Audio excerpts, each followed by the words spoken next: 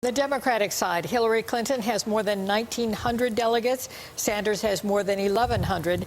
They need 2,383 delegates to win the Democratic nomination.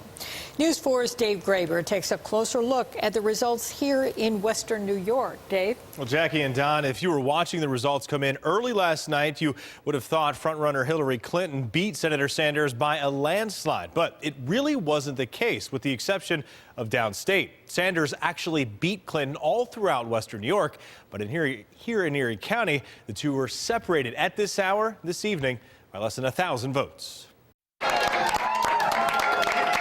Though the race was called early for Secretary Hillary Clinton in her adopted home state, helped by a wide margin downstate, the race was actually much closer in Western New York. According to numbers released by the region's Board of Elections today, Sanders won in every county with the exception of Erie.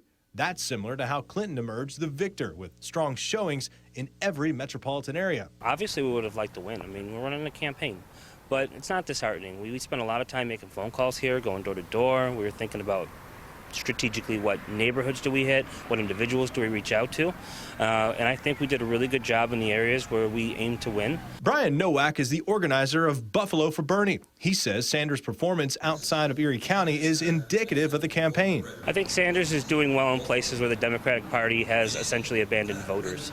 He's been visiting places that Democrats typically wouldn't visit. As of this afternoon, with affidavits still being counted, just 812 votes separated Sanders and Clinton in Erie County.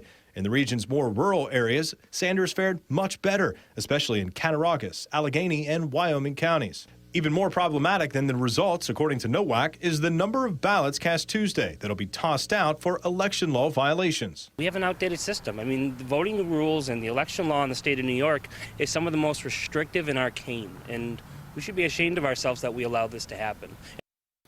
Now, it's still going to take several days, if not weeks, to go through the affidavit ballots. And yes, most of them will likely be thrown out because so many were independents trying to vote either Republican or Democrat. But there is state legislation in the works to have the law changed, something that may come into play, well, 4 years from now. Reporting live in the studio, Dave Graber, News 4 at 6.